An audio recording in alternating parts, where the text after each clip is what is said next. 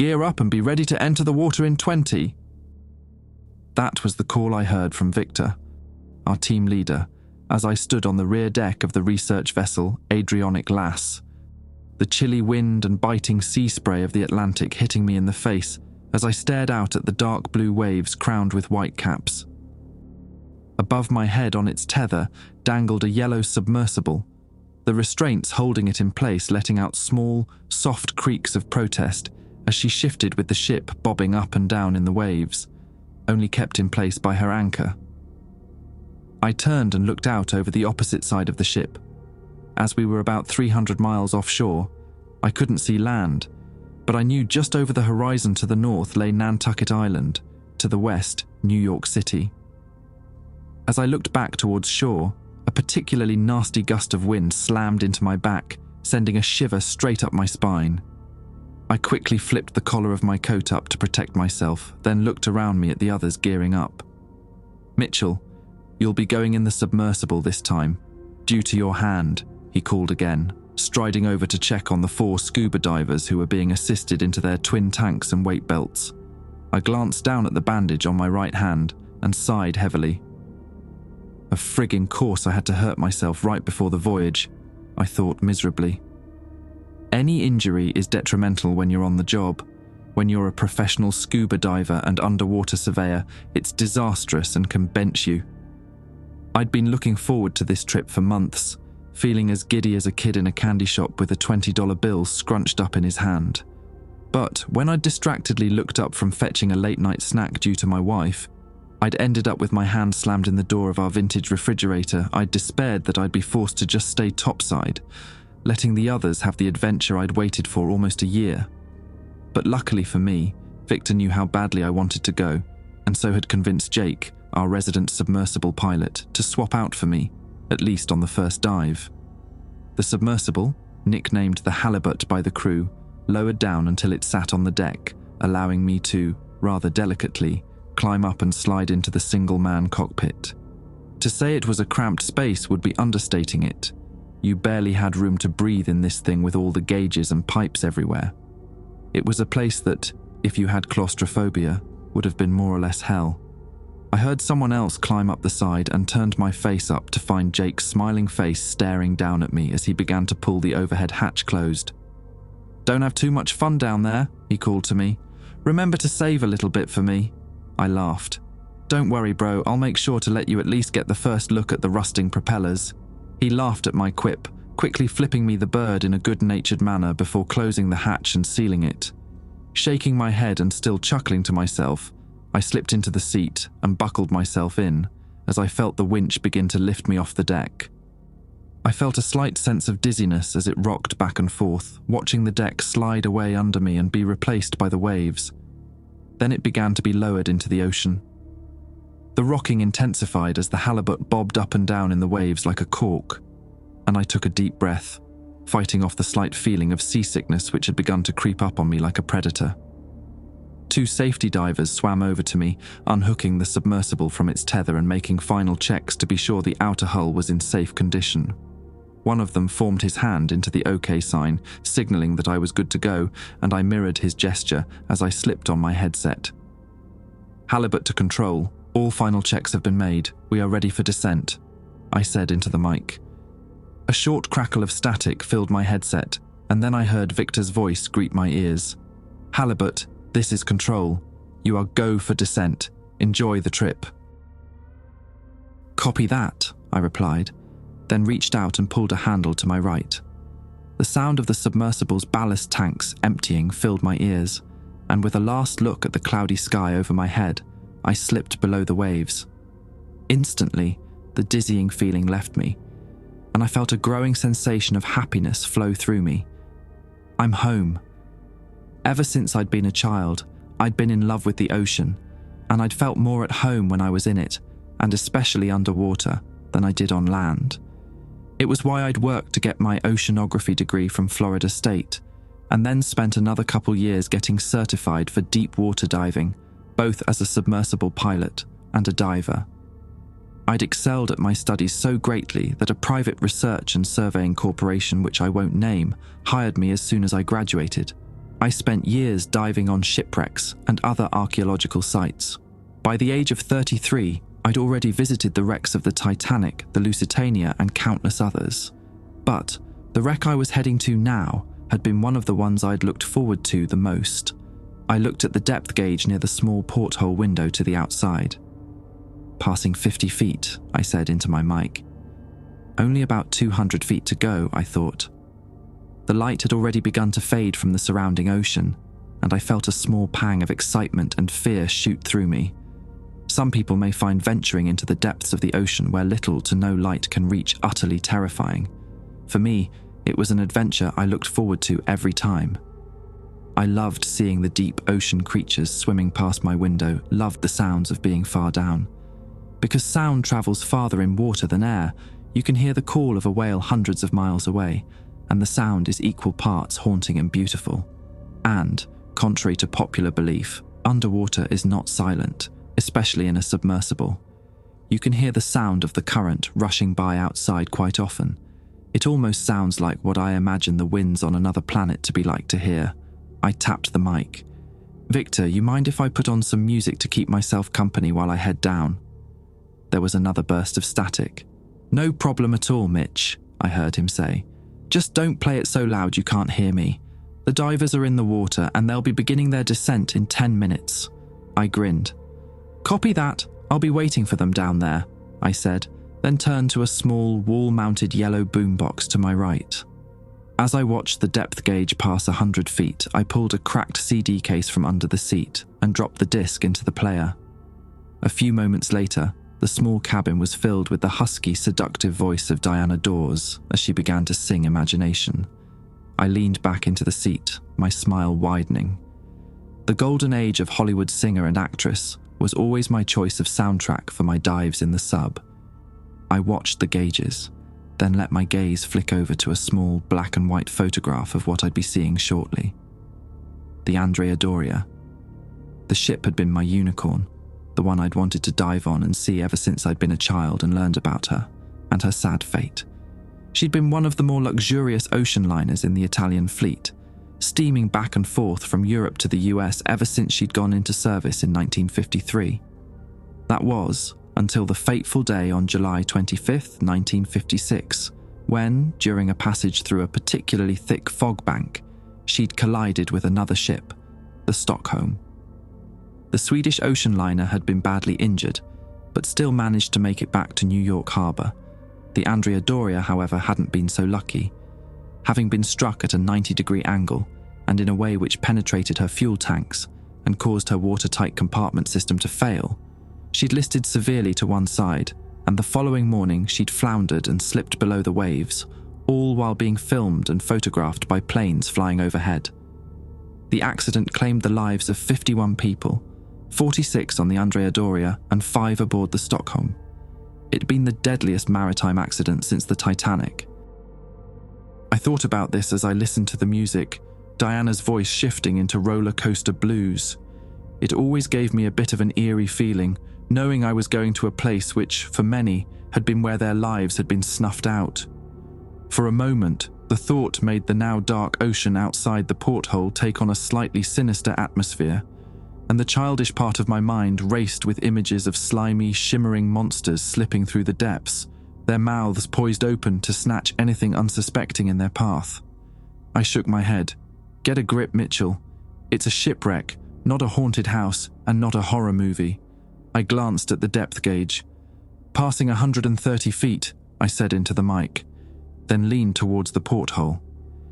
The eerie emotion and thoughts had slipped away, and I was once again gripped by excitement. In less than 10 minutes, I'd be flicking on the outside lights and seeing her for the first time. "Copy that, Mitch," Victor said. "The divers are moving down the anchor line. They'll have about half an hour to 45 minutes bottom time before having to ascend to complete their decompression stops," I copied, knowing that somewhere above, the other 4 were swimming down the huge anchor chain towards me. As I reached 140 feet, I reached out and flipped the switches for the exterior lights. Instantly, the darkness which had surrounded me for the last 20 minutes was banished away, both from the porthole and hull-mounted cameras, which fed back to screens around me. I felt my pulse quicken as I suddenly caught a glimpse of something floating out of the darkness. The thoughts of monsters returned with a vengeance for a moment, until I realized what I was seeing. Nets. It's fishing nets. The wreck had caught many fishing nets over the course of the close to 66 years she'd sat on the ocean floor, making it more than a bit of a hazard for divers and submersibles alike. The wreck had already claimed the lives of multiple scuba divers over the years for that exact reason. It suddenly dawned on me that it meant I had to be almost directly on top of the wreck, a very dangerous place for me to be. Cursing softly to myself, I gripped the joystick with a slightly sweaty hand and maneuvered the halibut about 100 feet to the left, turning it to face where I'd come from. And I finally saw, with my own eyes, what I'd waited to see for decades. Holy shit, I breathed out softly. I'd been right to move when I had. I almost forgot she was 90 feet wide. Directly in front of me, the porthole was filled with nothing but the immense shape of the ship's portside hull, which had heaps of rust accumulating on it. You could barely see the black and white paint which once adorned the hull, except for in very small patches. Glancing at the screens for the left and right cameras, I saw that I was almost directly in the midsection of the ship. Both the fore and aft sections of the ship stretched away from me out into the darkness beyond the lights. I reached out and hit pause on the music, hitting the record button on the cameras. I tapped the mic. "Control, this is the halibut. We have found the Doria." Through the headset, I could hear the team back topside clap and congratulate each other, and then Victor spoke. "Copy that, halibut. How's she looking?" I maneuvered the submersible a little further away from the wreck, looking down at her where she lay on her starboard side on the ocean floor. I tapped my mic again. "Well, the experts were right. She's disintegrating in the currents rather quickly. The entire top of her has basically fallen away, revealing the inner compartments and rooms." I stared at the massive gaping hole running down the middle of the once great ship, where the bridge, upper decks, and first-class cabins had once been. Seeing her like this filled me with a giant pang of sadness as I quickly glanced at the photo of her in her glory days. From that beauty to this. I continued. "The fishing nets we got reports of are still here, so warn the divers to stay clear of them. And the great opening will likely be the best way for them to enter the ship." There was a larger burst of static as I felt a rather strong gust of ocean current hit the sub, jostling it slightly, the rushing sound of cold water likely coming from the Labrador Current past me. "Copy that. We'll pass the message along," Victor said, but I wasn't listening any longer. My eyes were fixated on a camera pointed down and to the left, facing into the interior of the ship. Out of the corner of my eye, I'd caught the glimpse of something darting across the screen, something I hadn't been able to see properly. All I knew was that it had been extremely fast. What the hell was that? I kept staring at the screen, waiting to see if it would show up again. "Mitch, everything all right?" I started as Victor's voice filled my ears again, knocking me out of the almost trance-like state I'd fallen into. Yeah, sorry about that, Vic. I copy your last," I said, my voice trailing off.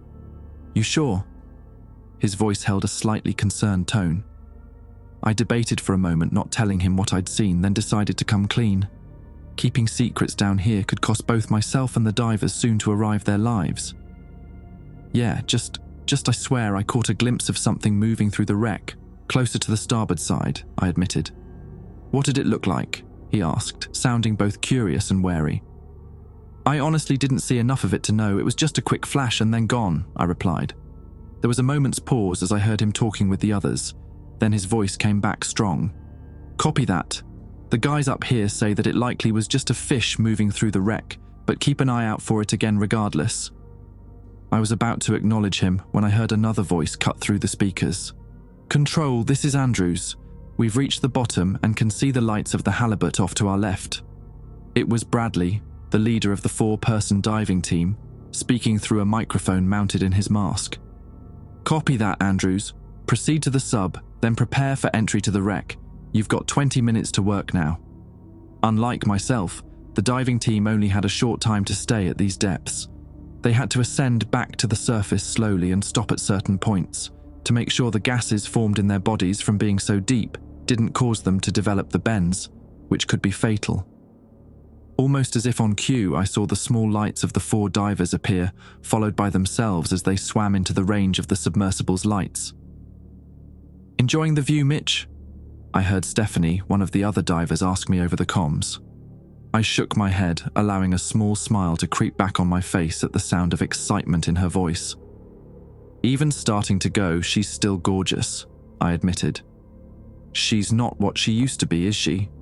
Pedro, another of the divers, joked.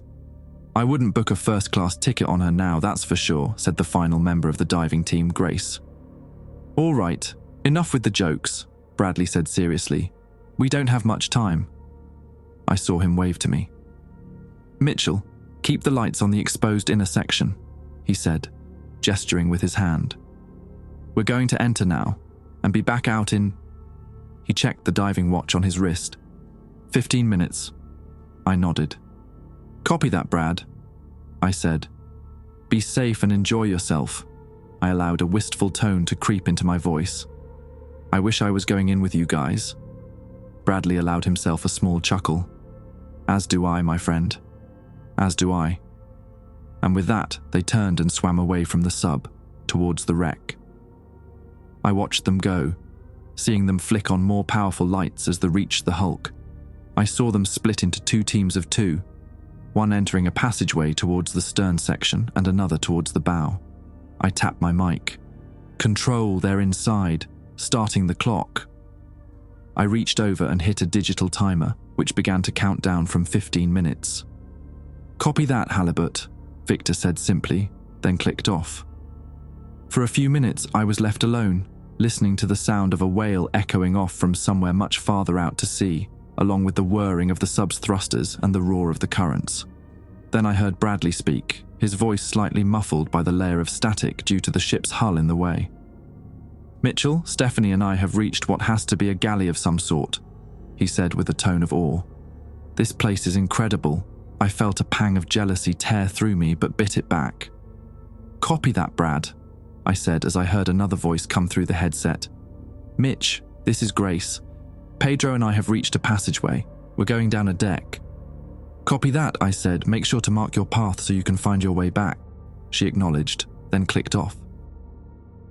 As I stared, listening to the 2 teams move through the ship, I thought about the hidden treasure locked deep within the cargo hold, a rare concept car from the mid-50s called the Chrysler Norseman, which had been on the way to an auto show aboard the doomed ship.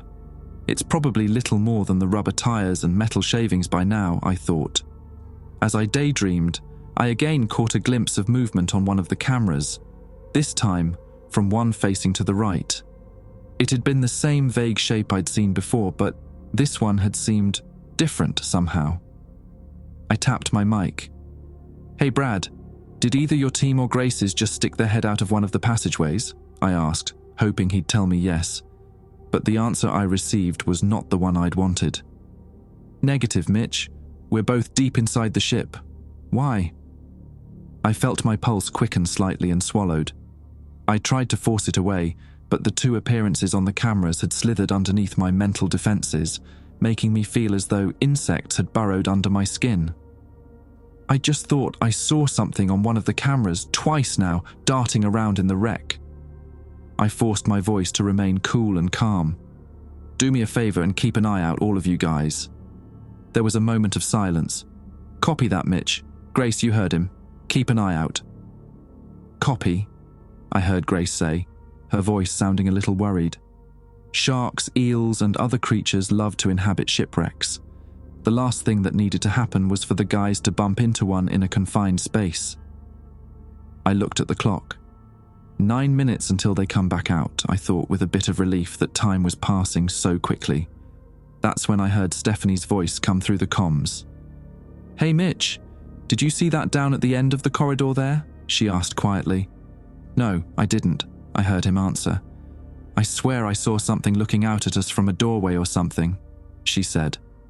After a second, I heard him answer her. "Well, we've got about 8 minutes left. Let's go take a look." Before I could tell them to be careful, I heard Pedro's voice speak. "Hey Grace, take a look over there," I heard him exclaim. I saw it." I heard her say, "What the hell was it?" A chill crashed over me as if the hatch above me had opened and allowed the ocean to rush in. They're both seeing something in there. Something wasn't right. All my instincts were telling me so. I tapped my mic.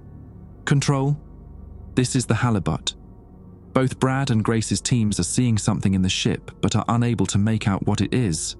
I couldn't help a small shake in my voice. "Victor, something isn't copacetic here. I'm recommending pulling them all out and head for the surface." There was a huge burst of static, louder and longer than I'd heard before. I thought I heard Victor's voice somewhere within it, but after a moment, it dropped out completely, leaving only silence. I pulled off the headphones and stared at them, running my hands down the wire to make sure I hadn't accidentally unplugged them. What the hell is going on? We're only 220 feet down. This hasn't failed us, even when we were 2.5 miles underwater. As I fumbled with the headset, I froze as a sensation fell over me. It was the feeling of being watched, and in a one-man submersible over 200 feet in the dark ocean, it was one that I'd never experienced before. I forced my eyes over to the small porthole, half expecting to see a giant eye pressing against the glass. Nothing was there, but the feeling remained, filling me with a sense of dread I'd never had when diving before. I'd begun to put the headset back on when a sound blared out, causing me to let out a short yell. It was the boombox. Somehow the music had begun to play again. Only now it was playing out of more than just the stereo's speakers. We'd wired it to play out of an underwater speaker mounted on top of the submersible for when doing more shallow water dives, to give the divers something to listen to while working, though we always kept it shut off during deep ocean dives. Now, though, it had turned on and the music was blasting out into the ocean, along with inside the sub. I jammed the headset back on my head and began to fumble with the boombox's controls, trying to turn the music off. But no matter what I pressed or how hard I hit it, it refused to stop playing, nor would the speaker turn off. "Mitchell, Bradley here. What the hell are you doing?" I heard Bradley call through the headset. "I'm not doing anything," I yelled. "The music turned on for no reason." As I fought to regain control over the CD, I heard him call for everyone to leave the ship. As I was left alone again for a moment, I suddenly realized something. The song playing wasn't the next one on the track list. It was one from the beginning of the disc. Diana was singing the first track, a song called The Point of No Return. For some reason, the realization of the song caused another shiver to shoot up my spine as I listened to her singing about being beyond the point of no return, asking why not give in and to let yourself go. That's when I heard Bradley's voice. "Stephanie, what the hell is that?" The tone of his voice held something I'd never heard before. Fear.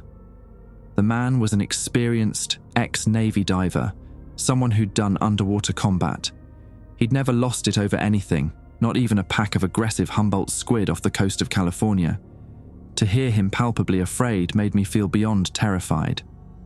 Oh God," I heard Stephanie gasp out. A second later, Grace's voice stabbed into my ears, filled with panic. "Mitchell, there's something in here with us," she shouted. "Oh, fuck me, there's more of them," Pedro screamed. "They're all around us." That had been from Stephanie. I jammed down the transmit button. "Guys, get out of there right now," I ordered, my own voice shaking. But the comms were filled with chaos. "Jesus, there's at least 10 or 20 of them coming from all directions," Bradley called. "Stephanie, in here." At the same time, Grace called out to me. "Mitchell, there's at least 20 or 25 coming out of the dark towards us. We can't tell what they are. They're just shadows out of the lights." Pedro cut it. "Oh, my God, that can't be." His voice trailed off, and then the entire channel was taken over by an almost painful burst of static. I stabbed the transmit button. "Grace, Pedro, Stephanie, Brad, anyone, answer me." The only thing I received was static as the song began to repeat itself.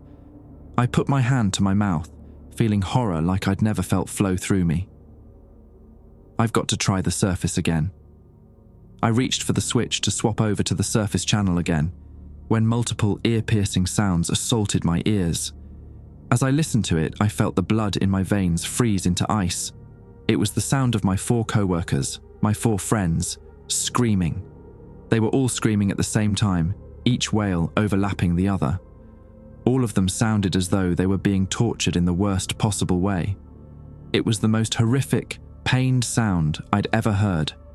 For what had to be less than 20 seconds, but what felt like an eternity, they continued to scream, never drawing in breath, just unending screams which I would have thought would have torn their vocal cords before all comms cut to static. My breathing came in short, ragged gasps as I fought to keep myself from falling into a panic attack. Oh fuck, oh fuck, oh fuck. It kept repeating itself in my head. Tears began to fall from my face, both for my friends and the amount of fear sweeping through me like snake's venom. That was when all the lights and cameras in the submersible went out, plunging me into complete darkness. The music died away as well. I fought back a scream, fumbling around in the blackness. There was a tiny amount of light coming from the gauges for the depth and power, showing me that the motors still had power. Then why did everything else go? The thought was torn away from me as something slammed into the side of the halibut, enough to pitch me into something, causing a searing pain to flash through my head. In the dark, I felt the warm trickle of what had to be blood begin to drip from what had to be a pretty nasty gash. What the fuck? As I attempted to sit back down, another impact struck the sub, this time from the opposite side. It was followed by another, and a second later, the submersible began to be pummeled from all directions by God only knew what. All of a sudden, the music blasted back into life, louder than it had been before. The point of no return began to scream into my ears. I screamed as well, my voice almost overwhelming the vocals. I don't want to die down here, I screamed in my own mind. Impact after impact kept coming, and I knew the sub could only take it for so long.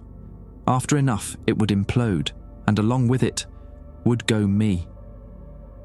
Feeling a wave of determination surge through me, I crashed around in the dark like a bull in a china shop, trying to find the switch to fill the ballast tanks with air. I leaned forward, fumbling as the song threatened to overwhelm my own screaming thoughts. I began to feel despair as I heard a loud groan come from the submersible's outer hull as if it was screaming out in protest itself. That's when I felt my hand grab onto what I'd been looking for. Screaming out loud again, this time more of a battle cry than of terror, I slammed it upwards. For a moment, nothing happened. I looked forward towards where the porthole to the outside was. The low glow of the gauges barely illuminated it. It also illuminated something else. Something which drained all the blood from my face and made me scream louder than I ever had in my life. And then the submersible began to rise. Very slowly at first, but as the tanks filled with more air, it rose quicker. I saw the depth gauge rise to 110 feet and saw the first beams of light begin to flicker down from the surface as I kept climbing away from the hell beneath me. I pulled my knees up against my chest, curling myself into a ball, and began to sob loudly. As the sub rose to 80 feet, the music, that damned music, finally died away, seeming to short out completely, leaving nothing but the sound of water rushing by. That's how they found me, curled up in a ball on the pilot's seat, unable to stop crying. They immediately pulled me out, and after patching up my head wound, took me to the ship's hyperbaric chamber, fearing my rapid ascent had given me the bends. After a few days of observation, I was allowed out, where Victor pulled me by myself into an empty room. "What the hell happened down there?" he asked, almost desperately. I almost lied to him, fearing I'd be slapped with some sort of post-traumatic disorder label. But I came clean, telling him everything I'd seen and heard, not to mention experienced at the end. He was silent for a long time, then led me out to the rear deck of the ship. We had already begun steaming back to port. As we approached the stern where the halibut dangled from her hook, he wordlessly pointed to it. I couldn't help but gasp as I finally got to see her after surfacing. Almost every square inch of her exterior hull had multiple dents in the sturdy metal. Normally, it would take having to slam straight into a wreck or reef to cause even a tiny dent to show up, but it looked like someone with the strength of Superman had taken a baseball bat to it. My jaw hanging open, I turned to Victor, who said nothing. He said nothing more for the rest of the trip back. There was a huge inquiry when we got back to shore, both by the company and the Coast Guard. We all were forced to take the stand in a closed hearing that, I found out later, nobody knew about. Many divers had died on the wreck before, but this was the single biggest diving disaster that had ever happened on it. After a long deliberation, the committee overseeing everything came to the conclusion that it had been negligence on the part of Victor and the others on the surface, which had led to the 4 deaths. As I was trapped in the sub, I could do nothing to help, and was therefore absolved of anything. But Victor and the entire team were fired and fined massively. The committee also declared that nobody, aside from the people in the room, would ever know that they had died inside the wreck. They gave some asinine excuse as to why, which I didn't pay too much attention to. The families of the 4 were told they had died on another diving expedition, and that their bodies were too deep to be recovered. We were all forced to sign a metric fuck-ton of NDAs, warning of jail time if we ever attempted to tell the press, or anyone else. Which I'm breaking by posting this here. I honestly couldn't give a damn at this point anyways. I immediately quit my job with the company as soon as it all ended. They gave me a nice parting bonus, saying it was for years of loyal service. I knew it was actually hush money. I can't even look at the ocean now without feeling as though I'm going to begin screaming my head off. And my dreams are constantly plagued with nightmares, always going back to that tiny, cramped space. Hearing my friend's screams somewhere inside the wreck. Hearing that damned song repeating itself, almost like it had been a message. And seeing what I had through the porthole in the dim light. Listen, I'm posting this, both to finally share what happened to them, to me, and to give you a warning, especially to scuba divers and other researchers. You need to stay away from the wreck of the Andrea Doria. Everyone does, it's not safe. Let it rust and rot away until it's nothing more than a pile of metal lying on the seabed. And even then, stay far away, because the ship still has occupants. And I think that the divers who have lost their lives over the years didn't just drown in the nets or get lost inside, not all of them at least. Why do I think that? Because of what I saw out of that porthole, pressed up against the glass. Something which was worse than any sea monster I could have seen. Something that causes me to constantly wake up screaming in the middle of the night. I saw a hand. A human hand,